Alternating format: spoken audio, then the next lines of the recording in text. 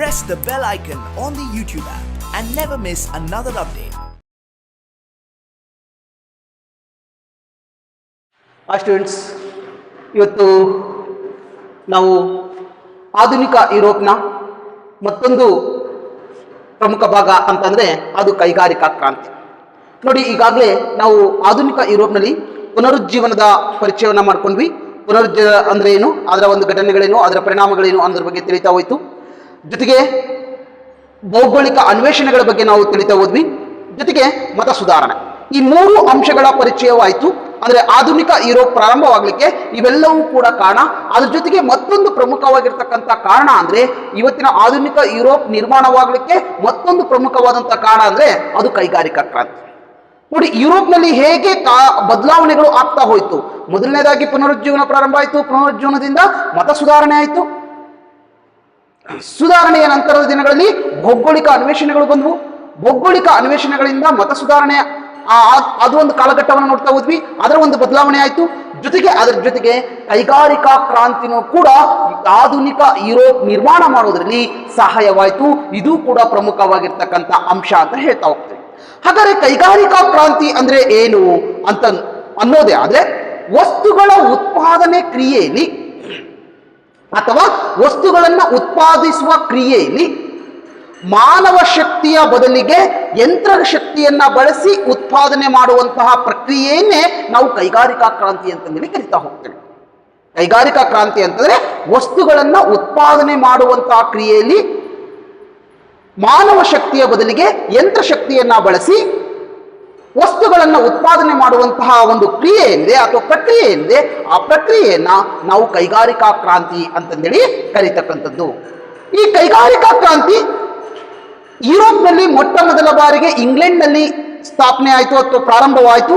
ಆ ನಂತರದ ದಿನಗಳಲ್ಲಿ ಯುರೋಪ್ನ ಇತರ ಭಾಗಗಳಿಗೂ ಕೂಡ ಹರಡಲಿಕ್ಕೆ ಸಾಧ್ಯತೆ ಆಯಿತು. ಇದು ಪ್ರಮುಖವಾಗಿ 18ನೇ ಶತಮಾನದಲ್ಲಿ ನಡೆದಿರತಕ್ಕಂತಹ ಒಂದು ಘಟನೆಗಳು ಇವೆಲ್ಲ. ಕೈಗಾರಿಕಾ ಕ್ರಾಂತಿ 18ನೇ ಶತಮಾನದಲ್ಲಿ ನಡೆದಿರ್ತಕ್ಕಂಥ ಒಂದು ಪ್ರಕ್ರಿಯೆ. ಈ ಪ್ರಕ್ರಿಯೆ ಮೊದಲು ನೋಡಿ, ಪುನರುಜ್ಜೀವನ ಪ್ರಾರಂಭ ಆದದ್ದು ನಾವು ಇಟಲಿ ಅಂತ ಹೇಗೆ ಹೇಳ್ತೀವೋ ಹಾಗೆ ಕೈಗಾರಿಕಾ ಕ್ರಾಂತಿಯನ್ನ ಮೊತ್ತ ಮೊದಲ ಬಾರಿಗೆ ಉದಯವಾದಂಥದ್ದು, ಅದರ ಬೆಳವಣಿಗೆ ಕಂಡು ಬಂದಂಥದ್ದು ಇಂಗ್ಲೆಂಡ್ನಲ್ಲಿ ಕಾಣ್ತಾ ಹೋಯ್ತು. ನಂತರದ ದಿನಗಳಲ್ಲಿ ಯುರೋಪ್ನ ಇತರ ರಾಷ್ಟ್ರಗಳಲ್ಲೂ ಕೂಡ ಅದು ಕಾಣಲಿಕ್ಕೆ ಪ್ರಾರಂಭ ಆಯಿತು ಅನ್ನೋ ಒಂದು ಅಂಶವನ್ನ ನಾವು ತಿಳ್ಕೊಬೇಕಾಗುತ್ತೆ. ಯಾಕೆ ಈ ರೀತಿಯಾದಂತಹ ಕೈಗಾರಿಕಾ ಕ್ರಾಂತಿ ಪ್ರಾರಂಭ ಆಯಿತು ಯುರೋಪ್ನಲ್ಲಿ? ಹಾಗಾದರೆ ಇದಕ್ಕಿಂತ ಮುಂಚಿತವಾಗಿ ಕೈಗಾರಿಕೆಗಳು ಇರ್ಲಿಲ್ವಾ ಅಂತ ನಾವು ನೋಡೋದೇ ಆದ್ರೆ, ಆ ಅಂಶಗಳನ್ನು ನಾವು ಗಮನಿಸೋದೇ ಆದ್ರೆ, ಕೈಗಾರಿಕೆಗಳು ಇದ್ವು ನಿಜ. ಪ್ರಾಚೀನ ಕಾಲದಿಂದಲೂ ಕೂಡ ಭಾರತದಲ್ಲೂ ಇದು, ಪ್ರಪಂಚದ ಎಲ್ಲಾ ಕಡೆಗಳಲ್ಲೂ ಕೈಗಾರಿಕೆಗಳು ಇದ್ವು. ಆದ್ರೆ ಆ ಕಾಲಕ್ಕೆ ತಕ್ಕನಾದಂತಹ ಬೇಡಿಕೆಗಳನ್ನ ಅಥವಾ ಏನು 18ನೇ ಶತಮಾನದಲ್ಲಿ ಆದಂತಹ ಒಂದು ಏನು ಬದಲಾವಣೆಗಳಿದಾವೆ, ಆ ಬದಲಾವಣೆಗೆ ತಕ್ಕನಾದಂತಹ ಒಂದು ಉತ್ಪಾದನಾ ಶಕ್ತಿಯನ್ನ ಅವು ಮಾಡ್ಕೊಂಡಿಲ್ಲ. ಅವತ್ತು ವಸ್ತುಗಳಿಗೆ ಹೆಚ್ಚು ಬೇಡಿಕೆ ಇತ್ತು, ಜನಸಂಖ್ಯೆ ದಿನದಿಂದ ದಿನಕ್ಕೆ ಹೆಚ್ಚಾಗ್ತಾ ಇತ್ತು, ಮತ್ತು ಹೊರ ಜಗತ್ತು ಇವರಿಗೆ ಪರಿಚಯ ಆಗಿತ್ತು. ಭೌಗೋಳಿಕ ಅನ್ವೇಷಣೆಗಳಿಂದ ಹಲವಾರು ಒಂದು ಭೂಖಂಡಗಳು ಜಗತ್ತಿಗೆ ಪರಿಚಯವಾಗಿತ್ತು. ಹಾಗಾಗಿ ವಸ್ತುಗಳ ಬೇಡಿಕೆನೂ ಕೂಡ ಹೆಚ್ಚಾಗ್ತಾ ಹೋಯಿತು. ಆದರೆ ವಸ್ತುಗಳ ಬೇಡಿಕೆಗೆ ಹೆಚ್ಚಾದಂತೆ ವಸ್ತುಗಳ ಉತ್ಪಾದನೆಯಲ್ಲೂ ಕೂಡ ಹೆಚ್ಚಾಗಲಿಲ್ಲ. ಈ ಕಾರಣಕ್ಕಾಗಿ ಮಾನವ ಶಕ್ತಿಯ ಬದಲಿಗೆ ಯಂತ್ರ ಶಕ್ತಿಯ ಆವಿಷ್ಕಾರ ಅತ್ಯಂತ ಅನಿವಾರ್ಯವಾಗಿತ್ತು. ಹಾಗಾದರೆ ಯಾವ ಕಾರಣಗಳು, ಇದರ ಜೊತೆಗೆ ಇನ್ನು ಯಾವ ಕಾರಣಗಳು ನಮಗೆ ಕೈಗಾರಿಕಾ ಕ್ರಾಂತಿಗೆ ಹೆಚ್ಚು ಸಹಾಯವಾಯಿತು ಅಂದ್ರೆ, ಮಾನವ ಶಕ್ತಿಯ ಬದಲಿಗೆ ಯಂತ್ರ ಶಕ್ತಿಯನ್ನ ಬಳಕೆ ಮಾಡಲಿಕ್ಕೆ ಯಾವ ಕಾರಣಗಳು? ಒಂದು, ವಸ್ತುಗಳ ಬೇಡಿಕೆ ಅಂತ ಹೇಳ್ಬಿಟ್ಟೆ. ವಸ್ತುಗಳ ಬೇಡಿಕೆ ಅತಿಯಾಗಿತ್ತು, ಆದರೆ ಉತ್ಪಾದನೆ ಕಡಿಮೆ ಆಗಿತ್ತು. ಸೊ ಹಾಗಾಗಿ ಉತ್ಪಾದನೆಯನ್ನು ಹೆಚ್ಚಿಸುವ ದೃಷ್ಟಿಯಿಂದ ಹೊಸ ಆವಿಷ್ಕಾರಗಳು ಅವಶ್ಯಕತೆ ಆಗಿತ್ತು ಆ ಕಾಲದಲ್ಲಿ ಅಂತ ಹೇಳಿದೆ. ಸೊ ಇದ್ರ ಜೊತೆಗೆ ಇನ್ನು ಯಾವ ಕಾರಣಗಳು ಇರಬಹುದು ಕೈಗಾರಿಕಾ ಕ್ರಾಂತಿ ನಡೀಲಿಕ್ಕೆ ಅಂತ ನೋಡೋದಾದ್ರೆ, ಅದರಲ್ಲಿ ಎರಡನೇ ಕಾರಣವನ್ನ ನಾವು ಕೊಡೋದಾದ್ರೆ, ಮೊದಲನೇದು ವಸ್ತುಗಳ ಬೇಡಿಕೆ ಹೆಚ್ಚಾಗಿತ್ತು, ಸೊ ಆದ್ರೆ ಉತ್ಪಾದನೆ ಕಡಿಮೆ ಆಗಿತ್ತು ಅನ್ನೋದು. ಎರಡನೇದಾಗಿ ಪುನರುಜ್ಜೀವನದ ಪ್ರಭಾವದಿಂದ ಇಂಗ್ಲೆಂಡ್ನಲ್ಲಿ ಹಲವಾರು ರೀತಿಯಾದಂತಹ ವೈಜ್ಞಾನಿಕ ಸಂಶೋಧನೆಗಳು ನಡೀಲಿಕ್ಕೆ ಸಾಧ್ಯತೆ ಆಯಿತು.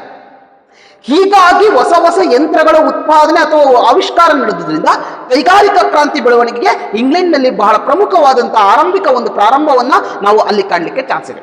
ಇನ್ನು ಎರಡನೇ ವಿಚಾರಕ್ಕೆ ಬರೋದಾದ್ರೆ, ಅಂದ್ರೆ ಪುನರುಜ್ಜೀವನ ಪ್ರಾರಂಭ ಆಗಿದ್ರಿಂದ ಪುನರುಜ್ಜೀವನದ ಪರಿಣಾಮದಿಂದಾಗಿ ಇಂಗ್ಲೆಂಡ್ನಲ್ಲಿ ಹೊಸ ಆವಿಷ್ಕಾರಗಳು ನಡೆದವು. ಸೊ ಅದರ ಫಲವಾಗಿ ಕೈಗಾರಿಕಾ ಕ್ರಾಂತಿಗೂ ಕೂಡ ಕಾರಣ ಆಯಿತು ಅನ್ನೋದನ್ನ ನಾವು ಎರಡನೇ ಕಾರಣವನ್ನು ಕೊಡ್ಬೋದು.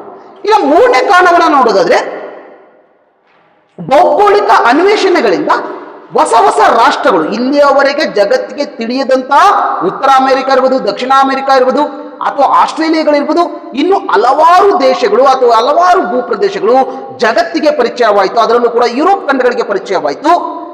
ಅಲ್ಲಿ ವಸ್ತುಗಳನ್ನ ಮಾರಾಟ ಮಾಡ್ತಾ ಇದ್ದಿದ್ರಿಂದ ಹೆಚ್ಚು ಹೆಚ್ಚು ಲಾಭಗಳು ಯುರೋಪ್ ರಾಷ್ಟ್ರಗಳಿಗೆ ಬರಲಿಕ್ಕೆ ಚಾನ್ಸ್ ಆಯಿತು. ಆ ಒಂದು ಏನು ಹಣ ಇದೆ, ಹೊಸ ಒಂದು ಲಾಭ ಇದೆ, ಅದನ್ನ ಕೈಗಾರಿಕೆಗಳ ಅಭಿವೃದ್ಧಿಗೆ ಜನರು, ಯುರೋಪ್ ದೇಶದ ಜನರು ಬಂಡವಾಳವನ್ನು ಹೂಡಲಿಕ್ಕೆ ಪ್ರಾರಂಭ ಮಾಡಿದ್ರು. ಹಾಗಾಗಿ ಕೈಗಾರಿಕಾ ಕ್ರಾಂತಿ ಬರಲಿಕ್ಕೆ ಪ್ರಾರಂಭ ಆಯಿತು ಅನ್ನೋದನ್ನ ಹೇಳ್ಬೋದು. ಅಂದ್ರೆ ಈ ಏನು ಹೊಸ ಪ್ರಪಂಚ ಸಿಕ್ತು ಅಥವಾ ಹೊಸ ಭೂಪ್ರದೇಶಗಳು ಸಿಕ್ತು, ಅಲ್ಲಿ ವಸ್ತುಗಳ ಮಾರಾಟ ಬೇಡಿಕೆ ಹೆಚ್ಚಾಯಿತು. ಸೊ ಅಲ್ಲಿ ಬಂದಿರತಕ್ಕಂತಹ ಲಾಭ ಏನಿದೆ, ಆ ಲಾಭವನ್ನ ಹೆಚ್ಚು ಹೆಚ್ಚು ಲಾಭ ಸಿಕ್ತು. ಅಲ್ಲಿ ಆ ಲಾಭವನ್ನ ತಂದು ಕೈಗಾರಿಕೆಗಳಿಗೆ ಹೂಡಲಿಕ್ಕೆ ಜನರು ಹೆಚ್ಚು ಹೆಚ್ಚು ಆಸಕ್ತಿ ವಹಿಸಿದ್ರು. ಇದರಿಂದನೂ ಕೂಡ ಕೈಗಾರಿಕಾ ಕ್ರಾಂತಿ ನಡೀತು ಅನ್ನೋದನ್ನ ಹೇಳ್ಬೋದಾಗಿರ್ತಕ್ಕಂಥದ್ದು. ಇನ್ನ 4ನೇ ಪಾಯಿಂಟ್ನ ವಿಚಾರಕ್ಕೆ ಬರೋದಾದ್ರೆ, 4ನೇ ಕಾರಣ ಅಂದ್ರೆ ಏನಪ್ಪಾ ಅಂತಂದ್ರೆ, ಯುರೋಪಿನಲ್ಲಿ ಜನಸಂಖ್ಯೆಯನ್ನು ಕೂಡ ದಿನದಿಂದ ದಿನಕ್ಕೆ ಹೆಚ್ಚಾಗ್ತಾ ಹೋಯ್ತು. ಯುರೋಪ್ನಲ್ಲಿ ದಿನದಿಂದ ದಿನಕ್ಕೆ ಹೆಚ್ಚಾದಂತಹ ಜನಸಂಖ್ಯೆಗೆ ಅವರ ಒಂದು ಆಸೆ ಆಕಾಂಕ್ಷೆಗಳು ಕೂಡ ಹೆಚ್ಚಾದವು.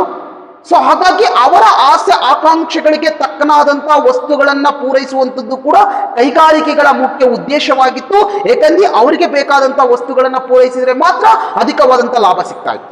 ಸೊ ಹಾಗಾಗಿ ಜನರಿಗೆ ತಕ್ಕನಾದಂತಹ ಆಸೆಗಳಿಗೆ ತಕ್ಕನಾದಂತಹ ವಸ್ತುಗಳನ್ನ ಉತ್ಪಾದನೆ ಮಾಡಬೇಕಾಗಿತ್ತು. ಹಾಗಾಗಿ ಇಲ್ಲಿ ಹೆಚ್ಚಿನ ಒಂದು ಆವಿಷ್ಕಾರಗಳು ಬೇಕಾಯಿತು. ಸೊ ಆ ಕಾರಣದಿಂದನೂ ಕೂಡ ಕೈಗಾರಿಕಾ ಕ್ರಾಂತಿ ನಿರ್ಮಾಣ ಅಥವಾ ಕೈಗಾರಿಕಾ ಕ್ರಾಂತಿ ನಡೀಲಿಕ್ಕೆ ಸಾಧ್ಯತೆ ಆಯಿತು ಅನ್ನೋದನ್ನ ಹೇಳಬೇಕಾಗುತ್ತೆ. ಇನ್ನ ಬಹುಮುಖ್ಯವಾಗಿ ಇಂಗ್ಲೆಂಡ್ನಲ್ಲೇ ಯಾಕೆ ಅದು ಕೈಗಾರಿಕಾ ಕ್ರಾಂತಿ ನಡೀತು ಅಂತ ನಾವು ಹೇಳೋದಾದ್ರೆ, ಅದು 5ನೇ ಪಾಯಿಂಟ್ ನಲ್ಲಿ ನಾವು ಸೇರಿಸ್ಕೋಬಹುದು. ಇಂಗ್ಲೆಂಡ್ನಲ್ಲಿ ಸ್ಥಿರವಾದಂತಹ ರಾಜಕೀಯ ವ್ಯವಸ್ಥೆ ಇತ್ತು. ಅಲ್ಲಿ ಯಾವುದೇ ರೀತಿಯಾದಂತಹ ಗೊಂದಲಮಯ ಇರಲಿಲ್ಲ. ಅತ್ಯಂತ ಉತ್ತಮವಾದಂತಹ ಆಡಳಿತ ವ್ಯವಸ್ಥೆ ಇಂಗ್ಲೆಂಡ್ನಲ್ಲಿ ಇತ್ತು. ಜೊತೆಗೆ ಇಂಗ್ಲೆಂಡ್ ಅನ್ನೋದೇನಿದೆಯಲ್ಲ, ಇದು ಒಂದು ದ್ವೀಪ ಆಗಿರೋದ್ರಿಂದ, ಬ್ರಿಟನ್ ಒಂದು ದ್ವೀಪದ ದೇಶ ಆಗಿರೋದ್ರಿಂದ ಅವ್ರಿಗೆ ಜಲಸಂಚಾರಕ್ಕೆ ಹೆಚ್ಚಿನ ಅನುಕೂಲ ಮೊದಲಿನಿಂದಲೂ ಕೂಡ ಇತ್ತು. ಸೊ ಹಾಗಾಗಿ ಅವರಿಗೆ ಜಲಸಂಚಾರಕ್ಕೆ ಬೇಕಾದಂತಹ ವಾತಾವರಣ ಪ್ರಾಕೃತಿಕವಾಗಿ ನಿರ್ಮಾಣ ಮಾಡಿಕೊಟ್ಟಿತ್ತು.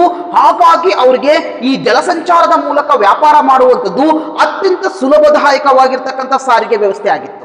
ಬೇರೆ ದೇಶಗಳಿಗೆ ಹೋಲಿಸಿಕೊಂಡ್ರೆ, ಬೇರೆ ದೇಶಗಳಿಗೆ ಭೂಪ್ರದೇಶದ ಮೂಲಕ ಹೋಗ್ಬೇಕಾದಂಥದ್ದಾಗಿರೋದ್ರಿಂದ ಅವರು ಜಲಸಂಚಾರವನ್ನ ಹೊಸದಾಗಿ ನಿರ್ಮಾಣ ಮಾಡ್ಕೋಬೇಕಾಗಿತ್ತು. ಆದರೆ ಇಂಗ್ಲೆಂಡ್ಗೆ ಪ್ರಾಕೃತಿಕವಾಗಿ ಮೊದಲಿನಿಂದಲೂ ಕೂಡ ಆ ಸಂಚಾರಕ್ಕೆ ಅವಕಾಶಗಳಿತ್ತು. ಸೊ ಅದ್ರ ಜೊತೆಗೆ ರಾಜಕೀಯ ಸ್ಥಿರತೆ ಕೂಡ ಅವರಲ್ಲಿ ಇತ್ತು. ಬೇರೆ ಯುರೋಪಿನ ಉಳಿದ ದೇಶಗಳಿಗಿಂತಲೂ ಕೂಡ ಇಂಗ್ಲೆಂಡ್ನಲ್ಲಿ ರಾಜಕೀಯ ಸ್ಥಿರತೆ ಇತ್ತು. ಉತ್ತಮವಾದಂತಹ ರಾಜರ ಆಡಳಿತಕ್ಕೆ ಆ ಕಾಲದಲ್ಲಿ ಒಳಪಟ್ಟಿತ್ತು. ಜೊತೆಗೆ ಅಷ್ಟೇ ಅಲ್ಲದೆ, ನಾನು ಆಗ್ಲೇ ಹೇಳಿದೆ, ನೈಸರ್ಗಿಕ ಸಂಪನ್ಮೂಲಗಳು ಕೂಡ ಕೈಗಾರಿಕೆ ಕ್ರಾಂತಿಗೆ ಸಹಾಯವಾಯಿತು. ಯಾಕಂದ್ರೆ ಅವರಿಗೆ ಸುತ್ತಲೂ ಕೂಡ ಸಮುದ್ರ ಇದ್ದಿದ್ರಿಂದ ಹಾಗಾಗಿ ಅವರಿಗೆ ಜಲಸಂಚಾರ ಮೊದಲಿಂದಲೂ ಕೂಡ ಅವಕಾಶ ಇತ್ತು. ಸೊ ಹಾಗಾಗಿ ಅವರು ಸುಲಭವಾಗಿ ಜಲಸಂಚಾರದ ಮೂಲಕ ಅವರು ವ್ಯಾಪಾರವನ್ನ ಮಾಡಲಿಕ್ಕೆ ಹೆಚ್ಚು ಅನುಕೂಲವಾದಂತಹ ವಾತಾವರಣವನ್ನ ಕಲ್ಪಿಸಿಕೊಟ್ಟಿತ್ತು. ಹಾಗಾಗಿ ಕೂಡ ಇಂಗ್ಲೆಂಡ್ನಲ್ಲಿ ಈ ಕೈಗಾರಿಕಾ ಕ್ರಾಂತಿ ಅಭಿವೃದ್ಧಿ ಆಗಲಿಕ್ಕೆ ಸಾಧ್ಯತೆ ಆಯಿತು.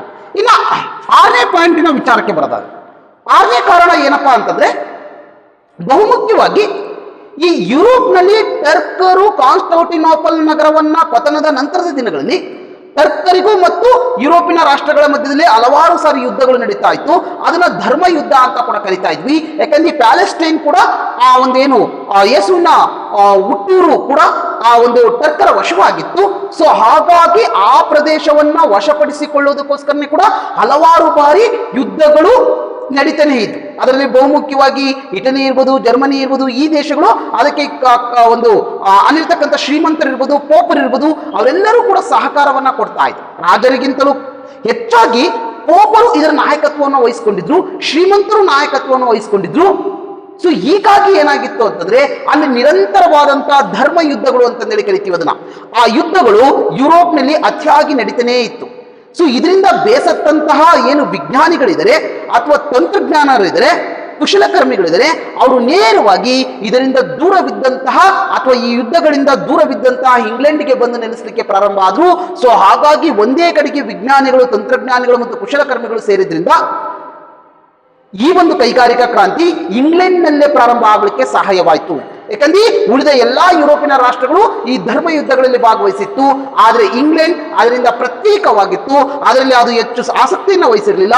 ಸೊ ಹಾಗಾಗಿ ಅಲ್ಲಿ ಸ್ಥಿರತೆ ಇತ್ತು. ಹಾಗಾಗಿ ಇದರಿಂದ ಬೇಸತ್ತಂತಹ ಅಥವಾ ಈ ಒಂದು ಕಷ್ಟದಿಂದ ಬೇಸತ್ತಂತಹ ವಿಜ್ಞಾನಿಗಳಿರ್ಬೋದು, ತಂತ್ರಜ್ಞಾನರಿರ್ಬೋದು, ಕುಶಲಕರ್ಮಿಗಳು ಇಂಗ್ಲೆಂಡ್ ನಲ್ಲಿ ಹೋಗಿ ನೆಲೆಸಲಿಕ್ಕೆ ಪ್ರಾರಂಭ ಮಾಡಿಕೊಂಡ್ರು.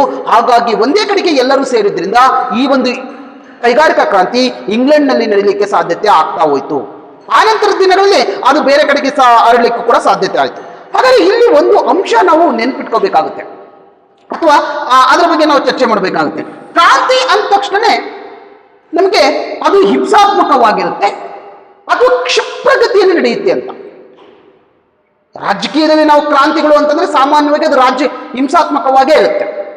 ಬಿಟ್ರೆ ಅದು ಶೀಘ್ರವಾದಂತ ಬದಲಾವಣೆಗಳಿಗೆ ಮಾತ್ರ ನಾವು ಕ್ರಾಂತಿ ಅಂತ ಹೇಳ್ತೀವಿ. ಕ್ರಾಂತಿ ಅಂತ ಹೇಳ್ಬೇಕಾದ್ರೆ ಅದು ಶೀಘ್ರವಾಗಿರ್ಬೇಕು, ಇಲ್ಲ ಹಿಂಸಾತ್ಮಕವಾಗಿರ್ಬೇಕು. ಹಿಂಸಾತ್ಮಕವಾಗಿ ಶೀಘ್ರವಾಗಿ ಬದಲಾವಣೆಗೆ ನಾವು ಕ್ರಾಂತಿ ಅಂತ ಹೇಳಿ ಕರಿತಾ ಹೋಗ್ತೀವಿ. ಹಾಗಾದ್ರೆ ಕೈಗಾರಿಕಾ ಕ್ರಾಂತಿನೂ ಕೂಡ ಅದೇ ರೀತಿ ನಡೀತಾ, ಶೀಘ್ರವಾಗಿ ನಡೀತಾ, ಹಿಂಸಾತ್ಮಕವಾಗಿ ನಡೀತಾ ಅಂತಂದ್ರೆ ಹಾಗೇನೂ ಇಲ್ಲ. ಇದು ಒಂದು ಹಿಂಸಾತ್ಮಕ ಕ್ರಾಂತಿ ಅಲ್ಲ, ಇದು ಅಹಿಂಸಾತ್ಮಕವಾದಂತಹ ಕ್ರಾಂತಿನೇ ಆಗಿದೆ. ಮತ್ತು ಶೀಘ್ರವಾಗಿಯೂ ನಡೀಲಿಲ್ಲ, ಬಹಳ ವೇಗವಾಗಿ ಅದೇನು ನಡೀಲಿಲ್ಲ. 2 ದಿವಸದಲ್ಲಿ 3 ದಿವಸದಲ್ಲಿ ರಾತ್ರೋರಾತ್ರಿ ಬದಲಾವಣೆಯನ್ನು ಕಾಣಲಿಲ್ಲ.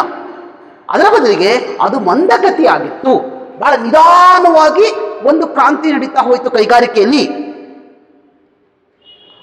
ಆದ್ರೆ ಇದು ಒಂದು ದೂರದೃಷ್ಟಿಯ ಬದಲಾವಣೆಗೆ ಅವಕಾಶ ಮಾಡಿಕೊಟ್ಟಿತ್ತು.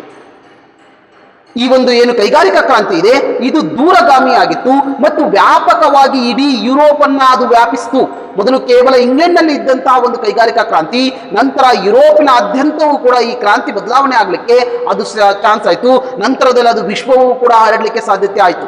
ಸೊ ಆ ರೀತಿಯಾದಂತಹ ಒಂದು ಬದಲಾವಣೆ ಆಗಿದ್ರಿಂದ ನಾವು ಇದನ್ನ ಕೈಗಾರಿಕಾ ಕ್ರಾಂತಿ ಅಂತಂದೇಳಿ ಕರಿತಾ ಹೋಗ್ತೀವಿ. ಹಾಗಾದ್ರೆ ಯಾವ ಕಾಲದಿಂದ ನಿಜವಾಗ್ಲೂ ಪ್ರಾರಂಭ ಆಯ್ತು ಅಂತ ಅಂದ್ರೆ ಬಹುಮುಖ್ಯವಾಗಿ 1760ರಿಂದ 1830 ಅವಧಿಯಲ್ಲಿ ಹತ್ತಿ ಬಟ್ಟೆ ಕೈಗಾರಿಕೆಯಲ್ಲಿ ಮೊಟ್ಟ ಮೊದಲ ಬಾರಿಗೆ ಅತ್ಯಂತ ದೊಡ್ಡ ದೊಡ್ಡ ಬದಲಾವಣೆಗಳು ಆಗ್ಲಿಕ್ಕೆ ಪ್ರಾರಂಭ ಆಯಿತು. ಮಹತ್ವಪೂರ್ಣ ಬದಲಾವಣೆಗಳು, ಗಮನಾರ್ಹವಾದಂತಹ ಬದಲಾವಣೆಗಳನ್ನ ಹತ್ತಿ ಬಟ್ಟೆ ಕೈಗಾರಿಕೆಗಳಲ್ಲಿ ನಮಗೆ ಕಾಣಲಿಕ್ಕೆ ಸಾಧ್ಯತೆ ಆಗ್ತಾ ಹೋಯಿತು. 1760ರಿಂದ 1830 ಅವಧಿ ನಡುವಿನ ಅವಧಿಯಲ್ಲಿ ಇಂಗ್ಲೆಂಡ್ ನಲ್ಲಿ ಈ ರೀತಿಯಾದಂತಹ ಬದಲಾವಣೆಗಳು ಈ ಕಾಲದಲ್ಲಿ ಕಾಣ್ತಾ ಹೋಯಿತು.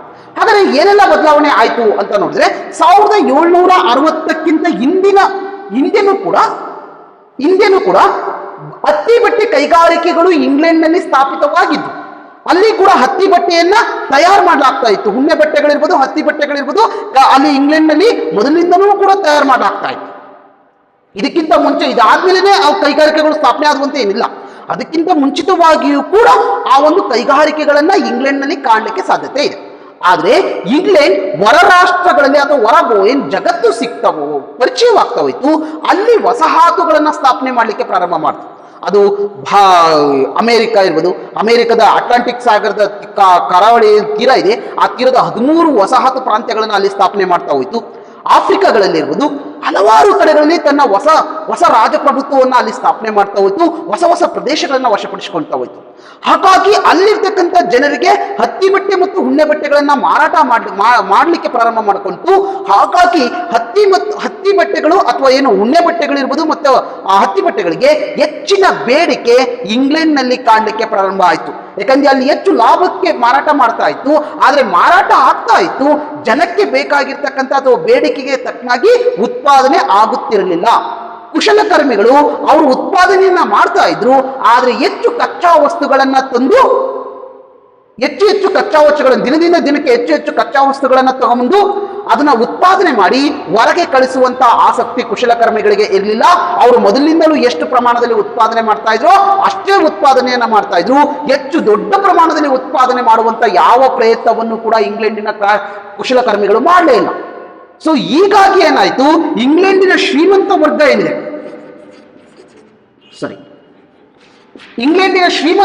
ಏನಿದೆ ಇದು ಏನ್ ಮಾಡ್ತು, ಕುಶಲಕರ್ಮಿಗಳನ್ನ ಒಂದು ಕಡೆಗೆ ಸೇರಿಸಿ, ಮೊದಲಿಗೆ ಕುಶಲಕರ್ಮಿಗಳು ತಾವಾಗೆ ಸ್ವಲ್ಪ ಕಚ್ಚಾ ವಸ್ತುಗಳನ್ನ ತರೋದು, ಬಟ್ಟೆಗಳನ್ನ ಉತ್ಪಾದನೆ ಮಾಡೋದು, ಮಾರಾಟ ಮಾಡ್ತಾ ಇದ್ರು.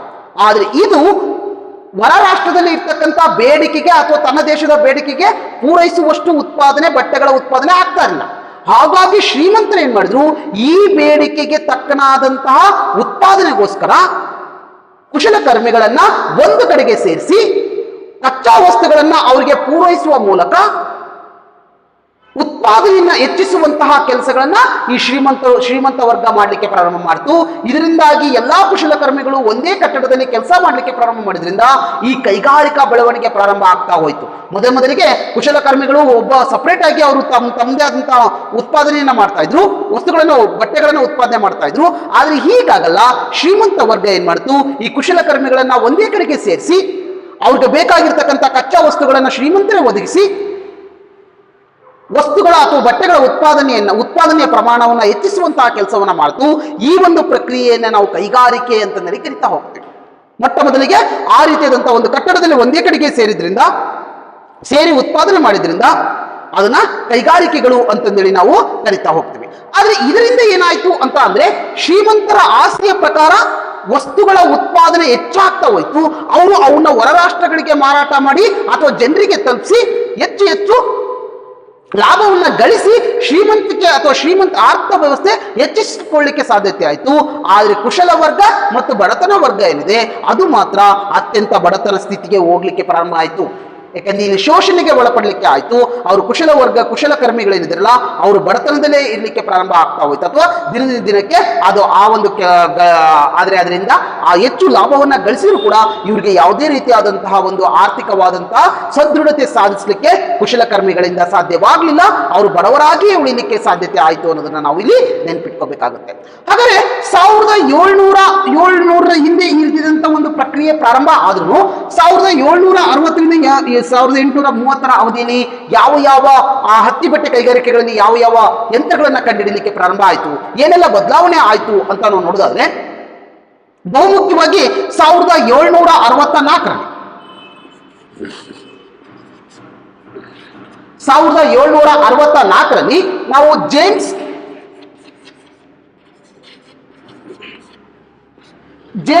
ಅರ್ಗ್ರೀವ್ ಅಂತಂದೇಳಿ ಕರಿತಾ ಹೋಗ್ತೀವಿ. ಈ ಜೇಮ್ಸ್ ಅರ್ಗ್ರೀವ್ ಏನಂದ್ರೆ ಇವನು ಆ ಸ್ಪಿನ್ನಿಂಗ್ ಜೆನ್ನಿ ಅನ್ನೋ ಒಂದು ನೂಲುವ ಯಂತ್ರವನ್ನ ಕಂಡುಹಿಡಿಯುವಂತ ಕೆಲಸವನ್ನ ಮಾಡ್ತಾನೆ 1764ರಲ್ಲಿ. ಜೇಮ್ಸ್ ಅರ್ಗ್ರೀವ್ಸ್ ಅಂತಂದೇಳಿ ಕರಿತಾ ಹೋಗ್ತೀವಿ. ಇವನು ಸ್ಪಿನ್ನಿಂಗ್ ಜೆನ್ನಿ ಅನ್ನುವ ಒಂದು ನೂಲುವ ಯಂತ್ರವನ್ನ ಮೊಟ್ಟ ಮೊದಲ ಬಾರಿಗೆ ಕಂಡುಹಿಡಿತಾ ಹೋಗ್ತಾನೆ. ಕಾಲಾನಂತರದಲ್ಲಿ ಕೆಲವು ವರ್ಷಗಳ ನಂತರದಲ್ಲಿ ಇದೇ ಯಂತ್ರವನ್ನೇ ರಿಚರ್ಡ್ ಆರ್ಕ್ ರೈಟ್ ಎಂಬುವನು ಅದನ್ನ ಉತ್ತಮಪಡಿಸುವಂತಹ ಕೆಲಸವನ್ನ ಮಾಡ್ತಾನೆ. ಅಂದ್ರೆ ಅದಕ್ಕೆ ಇನ್ನೂ ಕೂಡ ಸಾಮರ್ಥ್ಯವನ್ನು ಹೆಚ್ಚಿಸುವಂತಹ ಕೆಲಸ, ಮೊದಲಿದ್ದಂತಹ ಸಾಮರ್ಥ್ಯಕ್ಕಿಂತ ಮತ್ತಷ್ಟು ಸಾಮರ್ಥ್ಯವನ್ನು ಹೆಚ್ಚಿಸುವಂತಹ ಕೆಲಸವನ್ನ ಸ್ಪಿನ್ನಿಂಗ್ ಜೆನ್ನಿಯನ್ನ ಒಂದು ಯಂತ್ರಕ್ಕೆ, ನೂಲುವ ಯಂತ್ರಕ್ಕೆ ಅದಕ್ಕೆ ಇನ್ನೂ ಕೂಡ ಸಾಮರ್ಥ್ಯ ಹೆಚ್ಚಿಸುವ ಹಾಗೆ ಈ ರಿಚರ್ಡ್ ಆರ್ಕ್ ರೈಟ್ ಮಾಡ್ತಾ ಹೋಗ್ತಾನೆ.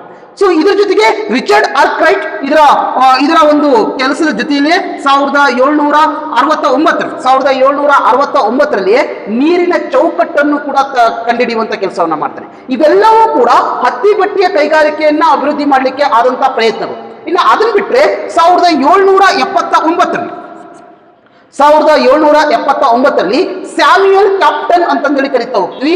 ಇವನು ಮ್ಯೂಲ್ ಅನ್ನೋ ಒಂದು ಯಂತ್ರವನ್ನ ಕಂಡುಹಿಡಿತಾ ಹೋಗ್ತಾನೆ. ಹಾಗೆ ಜಾನ್ಕೆ ಅನ್ನೋನು ಆ ಕಡೆಯಿಂದ ಈ ಕಡೆಗೆ ಅಥವಾ ಒಂದು ಕಡೆಯಿಂದ ಮತ್ತೊಂದು ಕಡೆಗೆ ಚಲಿಸಬಹುದಾಗಿರ್ತಕ್ಕಂಥ ಲಾಳವನ್ನ ಅವನು ಕಂಡುಹಿಡಿಯುವಂತ ಪ್ರಯತ್ನವನ್ನ ಮಾಡ್ತಾನೆ. ಹಾಗೆ 1785ರಲ್ಲಿ ಎಡ್ಮಂಡ್ ಕಾರ್ಟ್ ರೈಟ್ ಅಂತಂದೇಳಿ ಕರಿತಾ ಹೋಗ್ತೀವಿ. ಇವನು ಪವರ್ ಲೂಮ್ ಅನ್ನ ಕಂಡುಹಿಡಿಯುವಂತ ಕೆಲಸವನ್ನ ಮಾಡ್ತಾ ಹೋಗ್ತಾನೆ. ಹೀಗೆ ಇವೆಲ್ಲವೂ ಕೂಡ ಹತ್ತಿ ಬಟ್ಟೆ ಅಂದ್ರೆ ಆ ಹತ್ತಿಯನ್ನ ದಾರವನ್ನ ನೂಲುವಂತದ್ದಿರ್ಬೋದು ಅಥವಾ ನೇಯುವಂತದ್ದಿರ್ಬೋದು, ಅಥವಾ ಬಹುಮುಖ್ಯವಾಗಿ ಈ ಹತ್ತಿಯಿಂದ ಬೀಜಗಳನ್ನ ಬೇರ್ಪಡಿಸುವಂತಹ ಒಂದು ಯಂತ್ರಗಳು ಇವಾಗಿದ್ವು ಅನ್ನೋದು. ಯಾಕಂದ್ರೆ ಈ ಬೀಜಗಳನ್ನ ಹತ್ತಿ ಒಳಗಿರ್ತಕ್ಕಂಥ ಬೀಜವನ್ನ ಬೇರ್ಪಡಿಸುವುದೇ ಒಂದು ದೊಡ್ಡ ಸವಾಲಿನ ಕೆಲಸವಾಗಿತ್ತು ಆಗಿನ ಕಾಲದ ಹತ್ತಿ ಬಟ್ಟೆ ಕೈಗಾರಿಕೆಗಳಿಗೆ. ಆದ್ರೆ ಇವುಗಳಿಗೋಸ್ಕರನೇ ಒಂದು ಯಂತ್ರಗಳು ಬಂತು, ಜೊತೆಗೆ ದಾರವನ್ನ ತಯಾರು ಮಾಡುವಂತ ಯಂತ್ರಗಳು ಬಂತು, ಬಟ್ಟೆಯನ್ನ ನೇಯುವಂತ ಯಂತ್ರಗಳು ಬಂದ್ವು. ಸೊ ಹೀಗೆ ಒಂದೊಂದೇ ಯಂತ್ರಗಳನ್ನ ಆ ಕಾಲದಲ್ಲಿ ಕಂಡುಹಿಡಿಯುವಂತಹ ಪ್ರಯತ್ನಗಳನ್ನ ಮಾಡ್ತಾ ಹೋದ್ರು. ನೋಡಿ 1764ರಲ್ಲಿ ಜೇಮ್ಸ್ ಅರ್ಗ್ರೀವ್ ಮೊಟ್ಟ ಮೊದಲ ಬಾರಿಗೆ ಆ ಒಂದು ನೂಲುವ ಯಂತ್ರವನ್ನ, ಸ್ಪಿನ್ನಿಂಗ್ ಜೆನ್ನಿಯನ್ನ ಕಂಡುಹಿಡಿತಾ ಹೋಗ್ತಾನೆ. ಆನಂತರ ರಿಚರ್ಡ್ ಆರ್ಕ್ರೈಟ್ ಅಂತ ಹೇಳ್ತೀವಿ, ಅವನು ಅದನ್ನ ಉತ್ತಮಪಡಿಸುವಂಥದ್ದು, ನೀರಿನ ಚೌಕಟ್ಟನ್ನ ಕಂಡುಹಿಡಿಯುವಂಥದ್ದು. ನಂತರ ದಿನಗಳಲ್ಲಿ ಮ್ಯೂಲ್ ಅಂತಂದೇಳಿ ಬಂತು, ಪವರ್ ಲೂಮ್ ಅಂತಂದೇಳಿ ಬರುತ್ತೆ.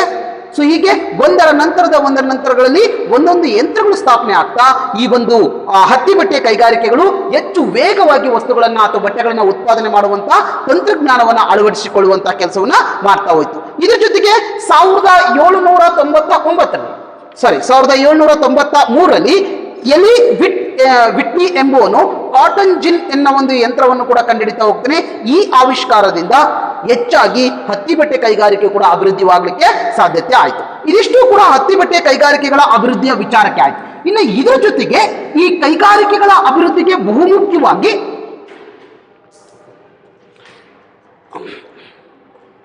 ಬಹುಮುಖ್ಯವಾಗಿ ಪ್ರಮುಖ ಪಾತ್ರವನ್ನ ವಹಿಸಿದ್ದು ಅಂತಂದ್ರೆ ಹಾವಿ ಯಂತ್ರಗಳು ಕೂಡ ಕೈಗಾರಿಕಾ ಕ್ರಾಂತಿಗೆ ಹೆಚ್ಚು ಪ್ರಮುಖವಾದಂಥದ್ದು. ಅಂದ್ರೆ ಬಿಸಿ ಬೇಕಾದಾಗ ಅಥವಾ ಉಷ್ಣಾಂಶವನ್ನು ಹೆಚ್ಚಿಸಲಿಕ್ಕೆ ಈ ಆವಿ ಯಂತ್ರಗಳು ಕೂಡ ಹೆಚ್ಚು ಸಹಾಯವನ್ನ ಮಾಡಲಿಕ್ಕೆ ಪ್ರಯತ್ನವಾದವು. ಅದರಲ್ಲಿ 1705ರಲ್ಲಿ ಥಾಮಸ್ ಮ್ಯಾಕೋಮೆಸ್ ಎನ್ನುವನು ಈ ಒಂದು ಆವಿ ಯಂತ್ರವನ್ನ ಕಂಡುಹಿಡಿಯುವಂತ ಪ್ರಯತ್ನವನ್ನ ಮಾಡ್ತಾ ಹೋಗ್ತಾನೆ. ಇದನ್ನ 1774ರಲ್ಲಿ ಮೊಟ್ಟ ಮೊದಲ ಬಾರಿಗೆ 1705ರಲ್ಲಿ ಹಾವಿ ಯಂತ್ರವನ್ನ ಕಂಡುಹಿಡಿದ. 1774ರಲ್ಲಿ ಇದೇ ಒಂದು ಏನು ಹಾವಿ ಯಂತ್ರ ಇತ್ತು ಅಂದ್ರೆ ಮೊದಲು ಕಂಡುಹಿಡಿರ್ತಕ್ಕಂಥ ಥಾಮಸ್ ಮ್ಯಾಕೋಮೆನ್ಸ್ ಅಂತಂದೇನೆ ಹೇಳ್ತೀವಿ, ಅವನು ಕಂಡುಹಿಡಿರ್ತಕ್ಕಂಥ ಹಾವಿ ಯಂತ್ರವನ್ನೇ ಜೇಮ್ಸ್ ವ್ಯಾಟ್ ಅಂತ ಹೇಳಿ ಕರಿತೀವಿ. ಇವನು ಈ ಆವಿ ಯಂತ್ರವನ್ನ ಉತ್ತಮಪಡಿಸುವಂತಹ ಕೆಲಸವನ್ನ ಮಾಡ್ತಾ ಹೋಗ್ತಾನೆ. ಮತ್ತೆ ಈ ಆವಿ ಯಂತ್ರ ಅಥವಾ ಆವಿ ಯಂತ್ರವನ್ನ ಉಪಯೋಗಿಸಿಕೊಂಡೇ 1801ರಲ್ಲಿ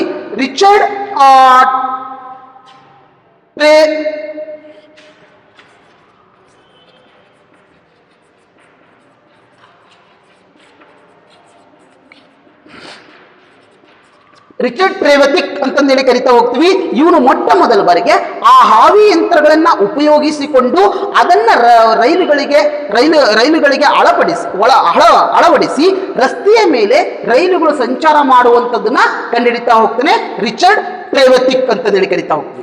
ಇವನು ಆನಂತರದಲ್ಲಿ ಅದನ್ನೇ ಹಳಿಗಳ ಮೇಲೂ ಕೂಡ ರೈಲುಗಳು ಸಂಚಾರ ಮಾಡುವ ಹಾಗೆ ಅದನ್ನ ಮರುಪಾಡನ್ನ ಮಾಡುವಂಥದ್ದು ಕೂಡ ಕಂಡು ಬರ್ತಾ ಹೋಗುತ್ತೆ. ಹೀಗಾಗಿ ಹೊಸದಾಗಿ ರೈಲಿನ ವ್ಯವಸ್ಥೆಯು ಕೂಡ ನಮಗೆ ಪರಿಚಯವಾಗ್ತಾ ಹೋಗುತ್ತೆ. ಇನ್ನು 1815ರ ವೇಳೆಗಾಗಲೇ ನೋಡಿ, 1801ರಲ್ಲಿ ರಿಚರ್ಡ್ ಟ್ರೇವೆತಿಕ್ ಆ ಒಂದು ರೈಲುಗಳನ್ನ ಕಂಡುಹಿಡಿಯುವಂತ ಪ್ರಯತ್ನವನ್ನ ಮಾಡಿದ. ಹಾವಿ ಯಂತ್ರಗಳನ್ನ ಬಳಸಿ ಒಂದು ಯಂತ್ರವನ್ನ ಬಳಸಿ ಮೊದಲು ರಸ್ತೆಯ ಮೇಲೆ ಹೋಗುವ ರೈಲುಗಳನ್ನ ಕಂಡುಹಿಡಿತಾನೆ. ನಂತರದಲ್ಲಿ ಹಳಿಯ ಮೇಲೆ ಹೋಗುವಂತ ರೈಲುಗಳನ್ನು ಕೂಡ ಕಂಡುಹಿಡಿಯುವಂಥದ್ದು ಕಾಣ್ತಾ ಹೋಗುತ್ತೆ. ಇವು ಸ್ವಯಂಚಾಲಿತವಾಗಿತ್ತು.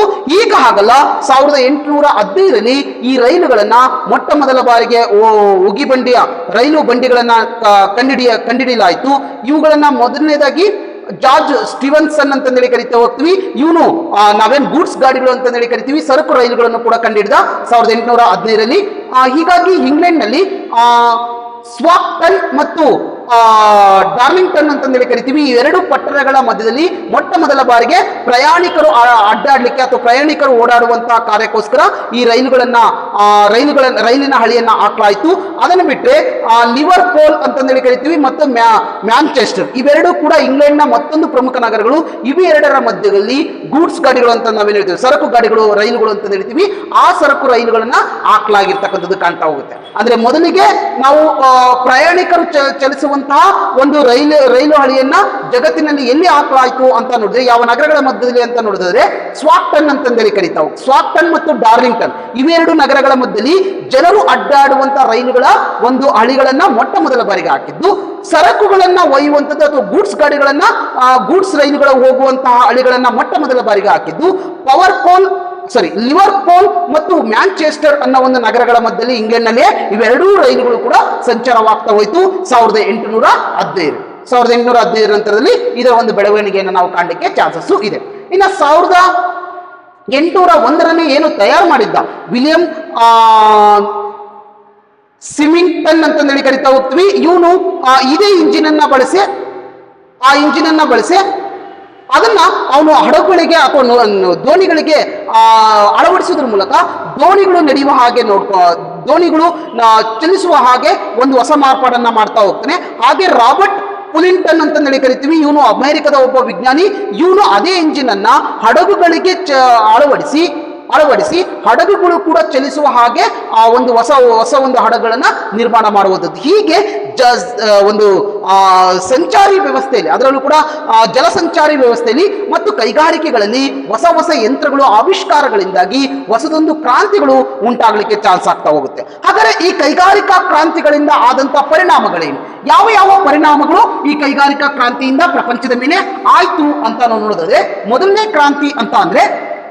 ಮೊದಲನೇ ವಿಚಾರ ಅಂತ ಅಂದ್ರೆ ಇಂಗ್ಲೆಂಡ್ ಆರ್ಥಿಕವಾಗಿ ಸದೃಢಗೊಳ್ಳಿಕ್ಕೆ ಈ ಕೈಗಾರಿಕಾ ಕ್ರಾಂತಿ ಪ್ರಮುಖವಾದಂತಹ ಪಾತ್ರವನ್ನು ವಹಿಸಿತು. ಯಾಕೆ ಅಂದ್ರೆ ಇಲ್ಲಿಯವರೆಗೆ ನಮಗೆ ಈ ಯುರೋಪಿನಲ್ಲಿ ಅತ್ಯಂತ ಬಲಿಷ್ಠ ರಾಷ್ಟ್ರಗಳು ಅಂತಂದ್ರೆ ಅದು ಜರ್ಮನಿ ಮತ್ತು ಇಟಲಿ ಆಗಿತ್ತು. ಜರ್ಮನಿ ಮತ್ತು ಇಟಲಿಗಳು ಅತ್ಯಂತ ಬಲಿಷ್ಠ ಒಂದು ದೇಶಗಳಾಗಿತ್ತು ಯುರೋಪ್ನಲ್ಲಿ. ಆದರೆ ಈಗ ಹಾಗಲ್ಲ.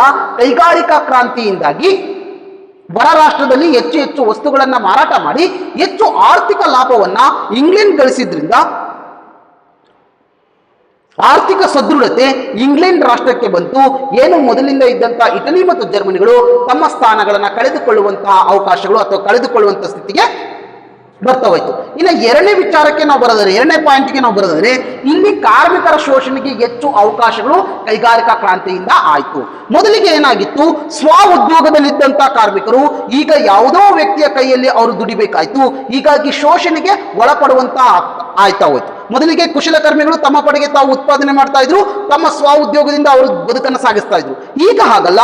ಯಾವುದೋ ವ್ಯಕ್ತಿಯ ತಂದು ಕೊಡುವಂತಹ ಕಚ್ಚಾ ವಸ್ತುಗಳನ್ನ ಉಪಯೋಗಿಸಿ ವಸ್ತುಗಳನ್ನು ತಯಾರು ಮಾಡ್ತಾ ಇದ್ರು. ಇವರು ಒಂದು ರೀತಿ ಕಾರ್ಮಿಕರಾಗಿ ವರ್ಗವಾಯಿತು ಅಥವಾ ಕಾರ್ಮಿಕ ವರ್ಗವಾಯಿತು. ಇವರು ಹೆಚ್ಚು ಶೋಷಣೆಗೆ ಒಳಪಡಲಿಕ್ಕೆ ಈ ಕೈಗಾರಿಕಾ ಕ್ರಾಂತಿಯನ್ನು ಕೂಡ ಸಹಾಯವಾಯಿತು ಅನ್ನೋದನ್ನ ಹೇಳ್ತಾ ಹೋಗ್ತೇವೆ, ಅದರ ಪರಿಣಾಮ ಅಂತ ಹೇಳ್ತಾ ಹೋಗ್ತೇವೆ. ಇನ್ನ ಮೂರನೇ ಪಾಯಿಂಟ್ನ ವಿಚಾರಕ್ಕೆ ಬರೋದಾದ್ರೆ, ಆಧುನಿಕತೆ ವೇಗವಾಗಿ ಜನರಲ್ಲಿ ವಿಸ್ತರಿಸಿದ್ರಿಂದ ಸಾಮಾಜಿಕವಾಗಿ ಮತ್ತು ಆರ್ಥಿಕವಾಗಿ ಜನರ ಜೀವನ ಮಟ್ಟ ವ್ಯತ್ಯಾಸಗೊಳ್ಳಿಕ್ಕೆ ಸಾಧ್ಯತೆ ಆಯಿತು. ಇನ್ನು ನಾಲ್ಕನೇ ಪಾಯಿಂಟ್ಗೆ ನಾವು ಬರೋದಾದ್ರೆ, ಸಂಚಾರಿ ವ್ಯವಸ್ಥೆ, ಅದರಲ್ಲೂ ಕೂಡ ಜಲಸಂಚಾರಿ ವ್ಯವಸ್ಥೆಯಲ್ಲಿ ಆದಂತಹ ಏನು ಮಾರ್ಪಾಡಿದೆ ಅಥವಾ ರೈಲುಗಳು ನಮಗೆ ನಿರ್ಮಾಣವಾಗಿದ್ರಿಂದ ಅಥವಾ ಸಂಶೋಧನೆ ಆಗಿದ್ರಿಂದ ವಿಶ್ವ ಒಂದು ಸಣ್ಣ ಪಟ್ಟಣವಾಗಿ ನಮಗೆ ನಿರ್ಮಾಣವಾಯಿತು ಅಥವಾ ಒಂದು ಪರಿಕಲ್ಪನೆ ಆಗಲಿಕ್ಕೆ ಸಾಧ್ಯತೆ ಆಯಿತು. ಮೊದಲಿಗೆ ವಿಶ್ವವನ್ನ ತಿರುಗುವುದೇ ಅತ್ಯಂತ ದೊಡ್ಡ ಸವಾಲಿನ ಸಂಗತಿಯಾಗಿತ್ತು. ಈಗ ಹಾಗಲ್ಲ. ಹೊಸ ಆವಿಷ್ಕಾರಗಳು ಒಂದು ಸಂಚಾರಿ ವ್ಯವಸ್ಥೆಯಲ್ಲಿ ಬಂದಿದ್ದರಿಂದ ವಿಶ್ವ ಅನ್ನೋದು ಒಂದು ಪುಟ್ಟ ಹಳ್ಳಿಯ ರೂಪದಲ್ಲಿ, ಅಂದ್ರೆ ವಿಶ್ವವನ್ನ ಎಲ್ಲರೂ ಕೂಡ ಸಂಚರಿಸಲಿಕ್ಕೆ ಅಥವಾ ಒಂದು ಅವಕಾಶವನ್ನ ಸಂಚರಿಸುವ ಅಥವಾ ಒಂದು ಕಲ್ಪನೆ ಮೂಡಲಿಕ್ಕೆ ಸಾಧ್ಯತೆ ಆಯಿತು. ಯಾಕಂದ್ರೆ ಇವತ್ತು ವಿಶ್ವದ ಯಾವ ಭಾಗಕ್ಕಾದ್ರೂ ಕೂಡ ನಾವು ಹೋಗಿ ಬರ್ಲಿಕ್ಕೆ ಅವಕಾಶ ಇದೆ. ಒಂದು ಕಾಲದಲ್ಲಿ ನಾವು ವಿಶ್ವವನ್ನ ಇಲ್ಲಿ ನಮ್ಮ ದೇಶದ ಇನ್ನೊಂದು ತುದಿಗೆ ಹೋಗುವುದೇ ದೊಡ್ಡ ಸವಾಲಿನ ಸಂಗತಿಯಾಗಿತ್ತು. ಆದ್ರೆ ಹೀಗಾಗಲ್ಲ. ವಿಶ್ವದ ಯಾವ ಭಾಗಕ್ಕಾದ್ರೂ ಕೂಡ ಹೋಗಿ ನಾವು ವಾಪಸ್ ಬರ್ಲಿಕ್ಕೆ ಬಹಳ ಹೆಚ್ಚು ಸಮಯ ಬೇಕಾಗಿಲ್ಲ. ಅವಾಗ ಅದು ವರ್ಷಗಂಟ್ಲೆ ಅಥವಾ ಎಷ್ಟು ವರ್ಷ ಬೇಕಾಗಿತ್ತೋ ಗೊತ್ತಿರಲಿಲ್ಲ. ಆದ್ರೆ ಇವತ್ತಾಗಲ್ಲ. ನಮ್ಗೆ ಹೆಚ್ಚು ಸಮಯ ಬೇಕಾಗಿಲ್ಲ, ಹೆಚ್ಚು ದಿನಗಳೇ ಬೇಕಾಗಿಲ್ಲ ಇಡೀ ವಿಶ್ವವನ್ನ ಸುತ್ತರಿಲಿಕ್ಕೆ. ಸೊ ಹಾಗಾಗಿ ಅಂತಹ ಒಂದು ಅವಕಾಶ ಸಿಕ್ತು, ಅಂತಹ ಬದಲಾವಣೆ ಆಯಿತು. ಹಾಗಾಗಿ ಇಡೀ ವಿಶ್ವ ಒಂದು ದೊಡ್ಡದು ರಾಷ್ಟ್ರ ಅಥವಾ ವಿಶ್ವ ಅನ್ನೋದು ಬೃಹತ್ ಅಂತ ಹೇಳೋದಕ್ಕಿಂತ ವಿಶ್ವ ಅನ್ನೋದು ಇವತ್ತು ಪುಟ್ಟದಾಗಿ ನಮಗೆ ಕಾಣಲಿಕ್ಕೆ ಸಹಾಯವಾಯಿತು ಈ ಕೈಗಾರಿಕಾ ಕ್ರಾಂತಿಯಿಂದ. ಇನ್ನ ಕೈಗಾರಿಕಾ ಕ್ರಾಂತಿಗಳಿಂದ ಆದಂತಹ ಮತ್ತೊಂದು ಪರಿಣಾಮ ಅಂತ ಅಂದ್ರೆ ಅದಕ್ಕೆ ಬಹುಮುಖ್ಯವಾಗಿ ಯುರೋಪ್ನಲ್ಲಿ ಜನಸಂಖ್ಯೆ ಹೆಚ್ಚಾಗ್ತಾ ಹೋಯ್ತು. ಆರ್ಥಿಕವಾಗಿ ಅಭಿವೃದ್ಧಿ ಆಗುವ ರಾಷ್ಟ್ರಗಳು, ಆದರೆ ಜನಸಂಖ್ಯೆ ಹೆಚ್ಚಾಗಿದ್ದರಿಂದ ಅಲ್ಲಿ ಬಡತನ, ನಿರುದ್ಯೋಗ ಸಮಸ್ಯೆಗಳು ಇದ್ದಂಥದ್ದೇ ಕಾಣ್ತಾ ಹೋಯ್ತು. ಅದರ ಒಂದು ಉಲ್ಬಣ ಹೆಚ್ಚಾಗುವಂಥದ್ದು ಕಾಣ್ತಾ ಹೋಯ್ತು. ಮೊದಲಿಗಿಂತಲೂ ಕೂಡ ಈಗ ದಿನದಿಂದ ದಿನಕ್ಕೆ ಬಡತನ ಮತ್ತು ನಿರುದ್ಯೋಗ ಸಂಖ್ಯೆಗಳು ಆ ಯುರೋಪ್ ಖಂಡಗಳಲ್ಲಿ ಹೆಚ್ಚಾಗಿ ನಮಗೆ ಕಾಣಲಿಕ್ಕೆ ಸಾಧ್ಯತೆ ಆಗ್ತಾ ಹೋಯ್ತು. ಇನ್ನು ಲಾಸ್ಟ್ನೇದಾಗಿ ಅಂತಂದ್ರೆ ಶ್ರೀಮಂತರ ಮತ್ತು ಬಡವರ ಮಧ್ಯೆ ಇರ್ತಕ್ಕಂಥ ಅಂತರ ಏನಿದೆ ಅದು ಮತ್ತಷ್ಟು ಹೆಚ್ಚಾಗಲಿಕ್ಕೆ ಸಾಧ್ಯತೆ ಈ ಕೈಗಾರಿಕಾ ಕ್ರಾಂತಿಯಿಂದ ಆಗ್ತಾ ಹೋಯ್ತು. ಯಾಕಂದ್ರೆ ಕೈಗಾರಿಕಾ ಕ್ರಾಂತಿಯಿಂದ ಶ್ರೀಮಂತರು ಹೊರ ರಾಷ್ಟ್ರಗಳಿಗೆ ಮಾರಾಟ ಮಾಡೋದು, ಹೆಚ್ಚು ಲಾಭವನ್ನ ಗಳಿಸಲಿಕ್ಕೆ ಪ್ರಾರಂಭ ಮಾಡ್ಕೊಂಡ್ರು. ಆದರೆ ಬಡವರಾಗೇ ಇದ್ರು. ಶ್ರೀಮಂತರು ಈ ದಿನದಿಂದ ದಿನಕ್ಕೆ ಹೆಚ್ಚಾಗ್ತಾ ಹೋಯ್ತು. ಹಾಗಾಗಿ ಏನಾಯ್ತು ಅಂದ್ರೆ ಈ ಬಡವರ ಮತ್ತು ಶ್ರೀಮಂತರ ಮಧ್ಯೆ ಇರ್ತಕ್ಕಂಥ ಅಂತರ ಏನಿದೆ ಅದು ಮತ್ತಷ್ಟು ಹೆಚ್ಚಾಗ್ತಾ ಹೋಯ್ತು. ಅದು ವರ್ಗ ಸಂಘರ್ಷಕ್ಕೆ ಮುಂದೆ ಕಾರಣ ಆಗ್ತಕ್ಕಂಥದ್ದು ನಮಗೆ ಯುರೋಪ್ ಇತಿಹಾಸವನ್ನು ನೋಡಿದ್ರೆ ಗೊತ್ತಾಗ್ತಕ್ಕಂಥದ್ದು. ಇದಿಷ್ಟು ಕೂಡ ಕೈಗಾರಿಕಾ ಕ್ರಾಂತಿಯ ಬಗ್ಗೆ ಇರ್ತಕ್ಕಂಥ ಮಾಹಿತಿಗಳು. ಕೈಗಾರಿಕಾ ಕ್ರಾಂತಿ ಅಂದ್ರೆ ಏನು, ಕೈಗಾರಿಕಾ ಕ್ರಾಂತಿಯಿಂದ ಆದಂತಹ ಬದಲಾವಣೆಗಳೇನು, ಮತ್ತೆ ಅದಕ್ಕೆ ಕೈಗಾರಿಕಾ ಕ್ರಾಂತಿ ಯಾಕೆ ಕಾರಣ ಆಯಿತು, ಜೊತೆಗೆ ಅದರಿಂದ ಆದಂತಹ ಪರಿಣಾಮಗಳೇನು ಅನ್ನೋದ್ರ ಬಗ್ಗೆ ನಿಮಗೆ ಇರ್ತಕ್ಕಂಥ ಮಾಹಿತಿ.